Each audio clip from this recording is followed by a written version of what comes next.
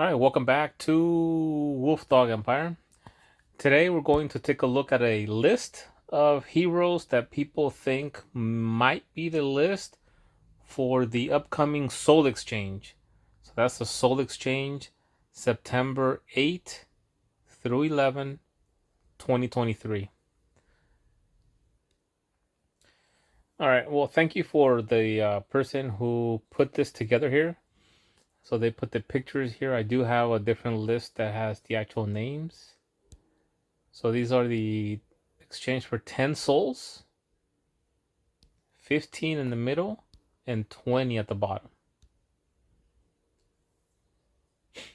So the question is, do you believe that this, for the most part, is the list? Sometimes they'll change one hero or two heroes, but for the most part, do you think that this is going to be the list, other than one or two changes? And if they are going to be the list here, then who would you take? Would you take somebody here at 10 souls?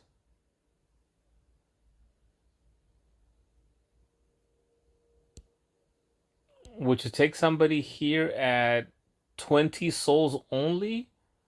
Or is there somebody interesting here at 15 souls that you might take? So let us know in the comments, do you think this is the list? And who would you take? And why? All right, so here is the names, just in case you didn't recognize all those pictures. So 10 souls: Viscaro, Gilligan, Peridot, Craven Crush, and Iris. And then for 15 in the middle there, and then 20 at the bottom.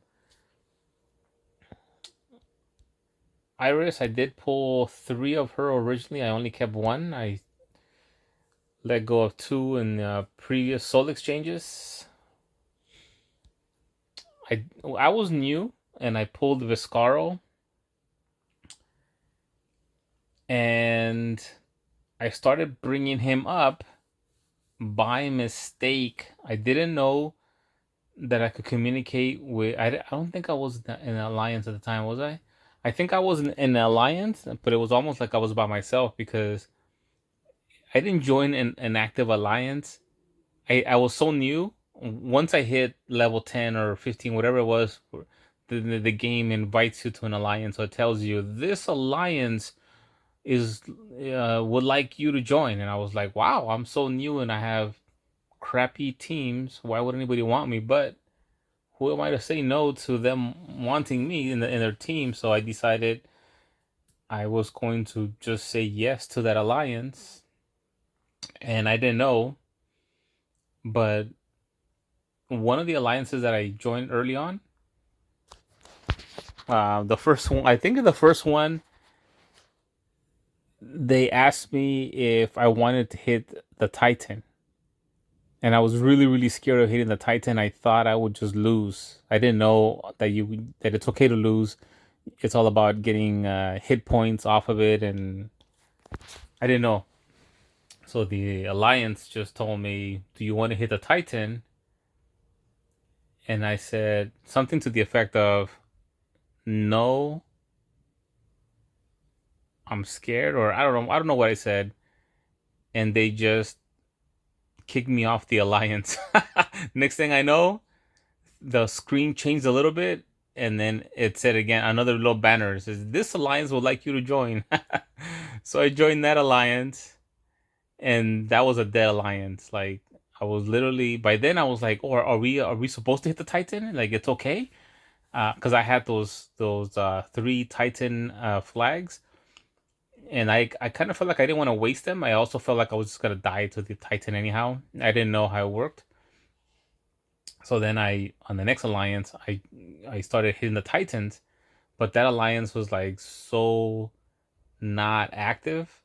I was literally the only one hitting the Titans, We were at 1 star Titans, and the the 1 star Titan would escape unless I went up in level. So if I leveled up, I would hit the Titan, level up, 3 more flags, hit a Titan again, and I noticed that when I would level up is when I would have those 3 extra flags that I hit, and then I would kill the Titan, and then when I was at 2 star Titan, I would not be able to beat it, and then I go back down to 1 star Titans, and then I would not be able to beat those either unless I went up in level. And at that time, you do go up in level pretty quickly.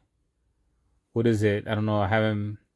Do you level up like every like 3 days? Every 2 or 3 days, you level up when you're that new. When you're like at 10 to 20, you level up every like 2 or 3 days.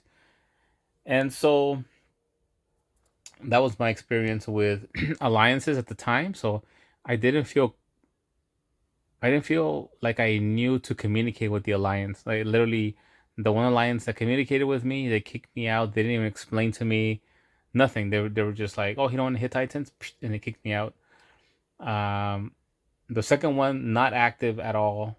One time, one of them joined and saw me hitting the Titan, and they went in there and they helped me kill the Titan, and I was glad because I was able to get more loot, so that was awesome. But then again, quiet. They didn't. Um, that alliance, the second one, didn't really join in too much. They only had like 4 or 5 members. Anyways, that was a little story going back to when I was new. I had Sartana, but I messed up. I didn't ask the alliance when I got Viscaro. I just looked at Viscaro special. I thought fiends were gonna be the thing of the future, and I was making decisions even though I was brand new and I didn't even know to ask the alliance. Not that this whole alliance was gonna help me anyhow. They were literally not active. They were not there, and I didn't know to leave and look for another alliance that was active. I just stayed there because the system made me think the game made me believe that they wanted me, right? Because it says this alliance wants you to join. Anyways, so I didn't continue with Sartana. I went to Viscaro instead. I stopped bringing up Sartana, and I was kind of close already. She was already ascended to 4, I believe, but I had a lot of materials back then. So then I went with Viscaro by mistake. I should have stayed with Sartana at the time. And then a little bit later, I don't know if it was 1 month later or a few weeks later, I pulled Lubu, and I didn't. I did think Lubu was better than Viscaro, but I didn't think forward enough to switch to Lubu, and so I kept Viscaro, and I felt like Viscaro's stronger than Lubu because Lubu's at 1-1, Viscaro was like at 330 or something. So I just, oh, Viscaro's a lot stronger. Look at his defense, look at his health. I was new, I didn't know, and so I kept with Viscaro. I limit broke him. My Lubu's still not limit broken, still not even ascended to 4, and so that was a mistake I made. But I don't want to remove the limit break and emblems off Viscaro to give them to Lubu. It's what I should do. I'm contemplating that. But Viscaro does help me out on events, and of course Lubu will be the one helping me out at events. So I will still be benefiting from that. But that's what I'm deciding right now. But I do have Viscaro. I don't use them anymore. I do have an Iris. I haven't brought her up yet. I do have a Wolfgang.